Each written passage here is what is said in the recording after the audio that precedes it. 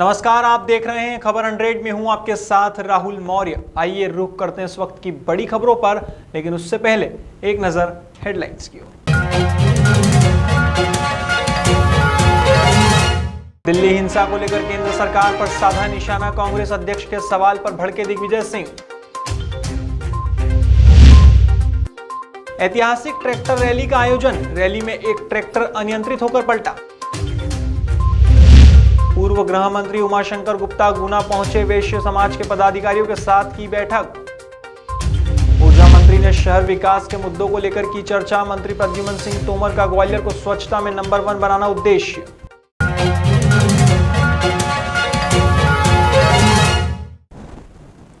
बुधवार को कांग्रेस नेता और पूर्व मुख्यमंत्री दिग्विजय सिंह और उनके पुत्र राजवर्धन सिंह उज्जैन पहुंचे।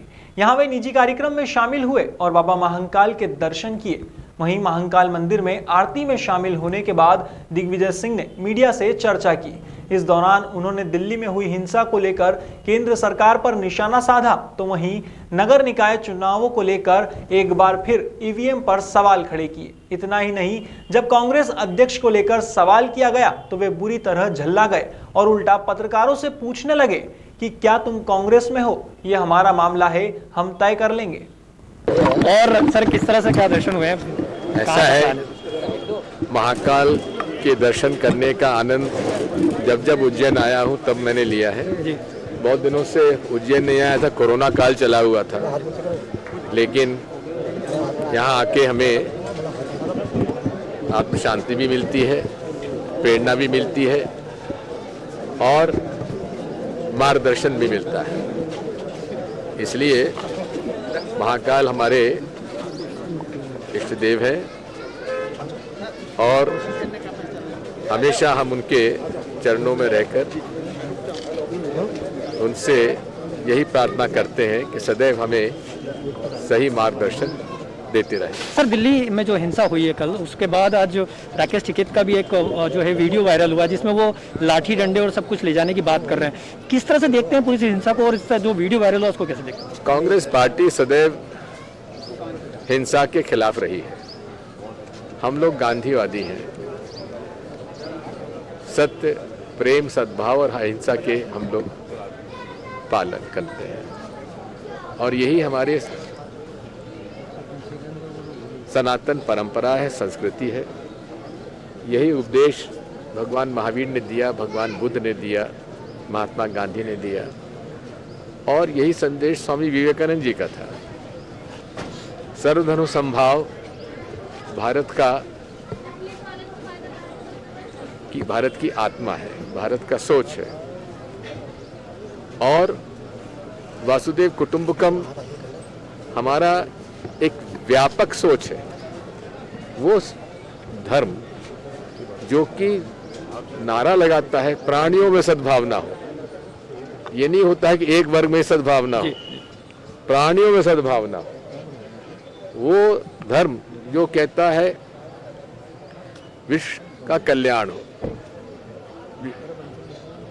वासुदेव कुटुंबकम जो पूरे विश्व को एक परिवार मानता है, उसको संकुचित विचारधारा में ढालना घोर पाप है, घोर अपराध है। और यही हमारी जो वैचारिक मतभेद है भाजपा और संघ से, यही है। वो लोग वैमनस्यता फैलाते हैं, हिंसा का रास्ता अपनाते हैं, इसलिए हम उनका विरोध करते हैं।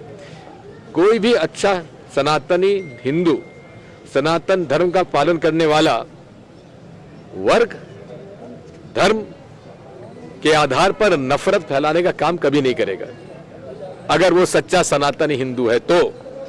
और यही मुझे मेरे गुरु जगत गुरु शंकराचार्य स्वामी स्वरूपानंद जी ने मुझे संदेश दिया है, उसका मैं पालन करता हूं। इसलिए हम किसी भी हिंसक प्रवृत्ति की कभी पक्ष में रहे नहीं है।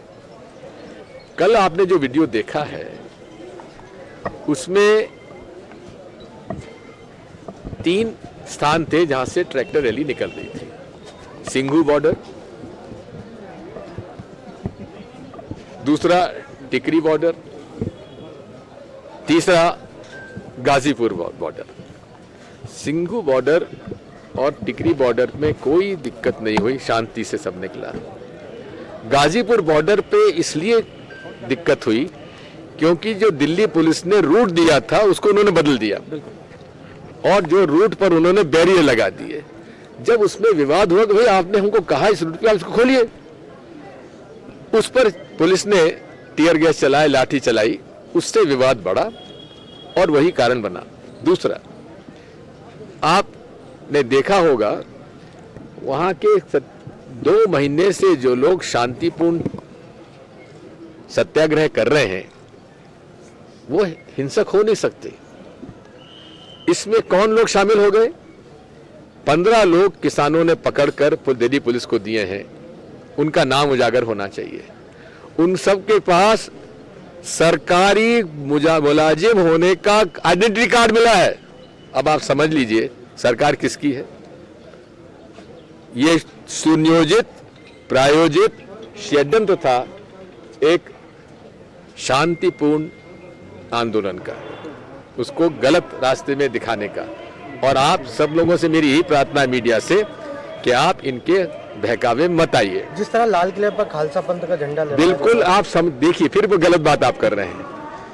खालसा पंथ का कोई झंडा नहीं था, पहले हमारा तिरंगा झंडा था, उसके नीचे उन्होंने 2 लगा दिए थे, एक किसान यूनियन का और एक खालसा का, लेकिन तिरंगा ऊपर था। आप लोग तिरंगा नहीं दिखाते, आप केवल वो दिखाते। उचित था झंडा लगाना जी, उचित था वो झंडे लगाना। देखिए हम कहते हैं आप जो यहाँ पे आरएसएस तिरंगा झंडा सन 47 से 62 तक नहीं लगाया, वो उचित था क्या? कभी आपने पूछा उन लोगों से? क्यों नहीं पूछा आप लोगों ने? पाकिस्तान का झंडा लगा दे फिर तिरंगे के नीचे जी, ऐसे तो कोई भी पाकिस्तान का झंडा लगा पाकिस्तान का झंडा लगाए उसको जेल में बंद करना चाहिए। भोपाल में कई नामों को बदलने की बात की गई है, शाहजहांबाद की बात की है।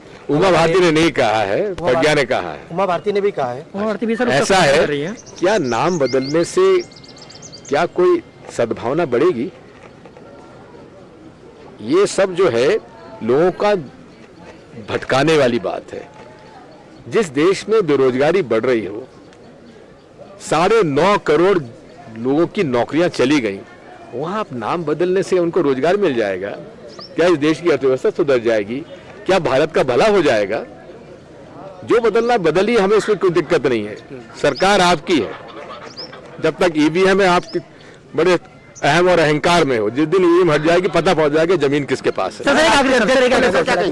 कौन बनेगा राष्ट्रीय अध्यक्ष आपका बीजेपी कांग्रेस पार्टी? आप कांग्रेस में है क्या? नहीं, कांग्रेस फिर क्यों पूछ रहे हैं? सर एक हम लोग तय करेंगे। सर एक सवाल, निकाय के चुनाव में सब तैयारी है ना? सर, किस तरह से ईवीएम तो चुनाव होंगे या वोटिंग? जो सरकार चाहेगी करेंगे, हम लड़ाई लड़ेंगे और कमलनाथ जी के नेतृत्व में लड़ाई होगी। सर उमा भारती एक बात और कह रही है कि जो बीजेपी शासित प्रदेश है उनमें से जो है शराब बंदी हो जाना चाहिए पूरे प्रदेश में।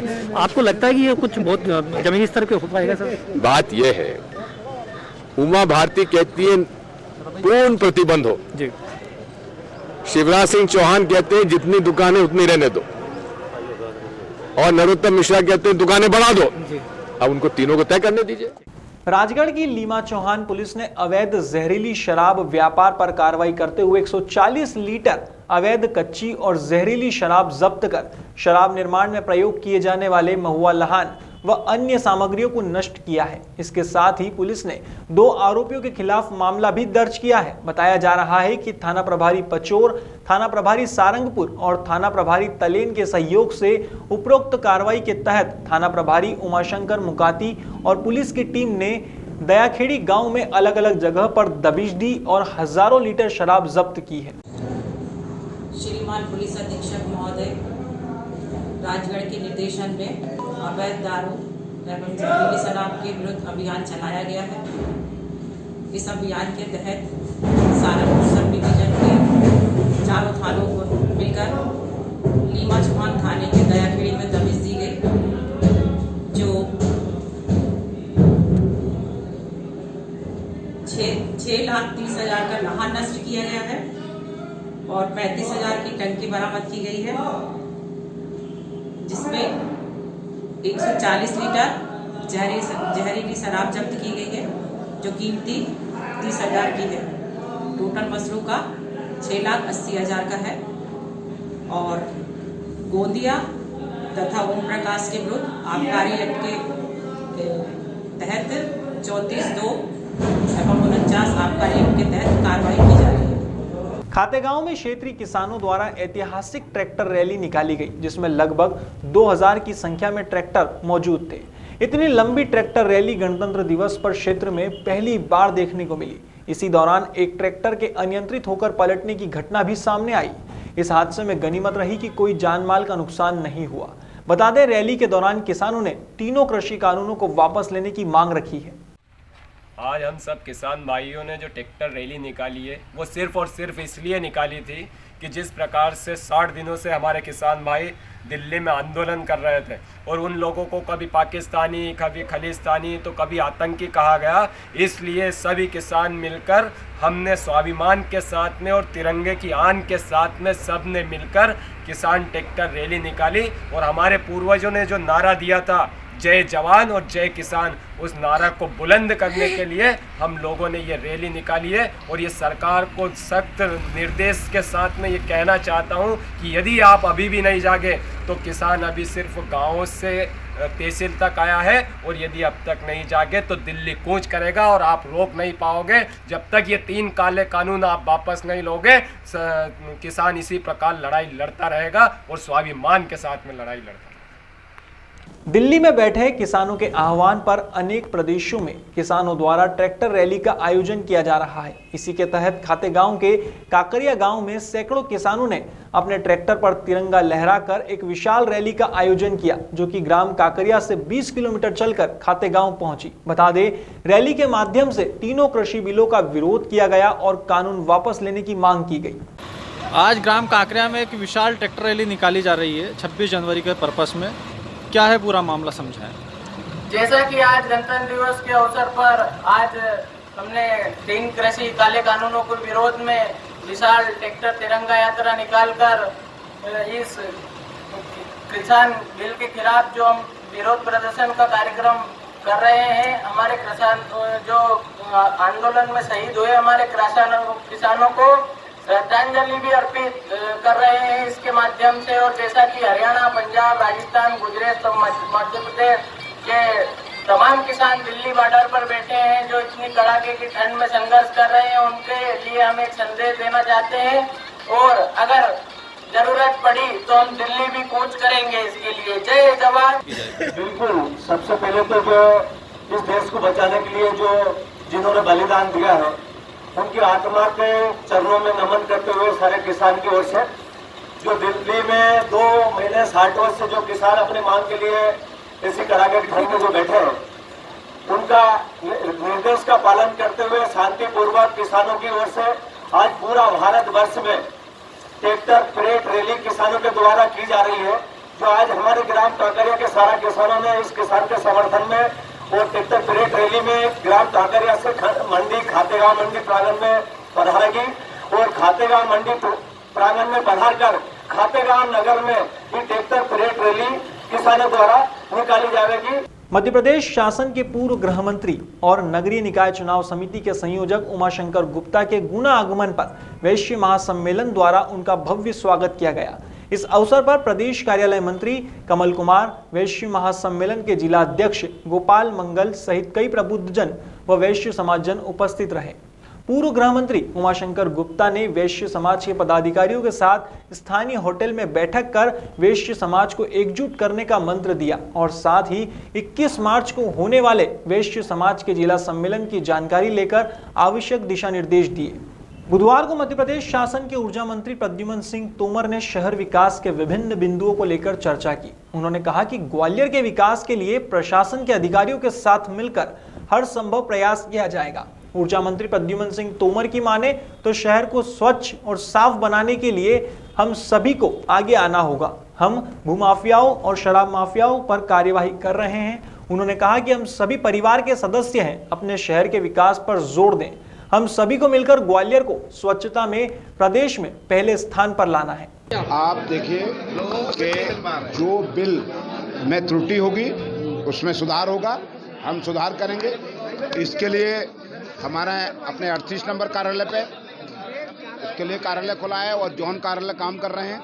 ऐसी शिकायतें आपके पास होंगी, उनको हम विश्वास के साथ करें, दूर करेंगे और भविष्य में ऐसी पुनरावृत्ति ना हो उसके लिए भी हम काम करें। दूसरी बात सार्वजनिक रूप से जो है होर्डिंग लगाकर लोगों को अपमानित किया जा रहा है बिजली विभाग द्वारा, जिनके 20-30 हजार के बिल हैं, वहीं 3-3 लाख रुपए अधिकारियों के बिल हैं, नेताओं के बिल हैं, उन पर कोई कार्रवाई नहीं।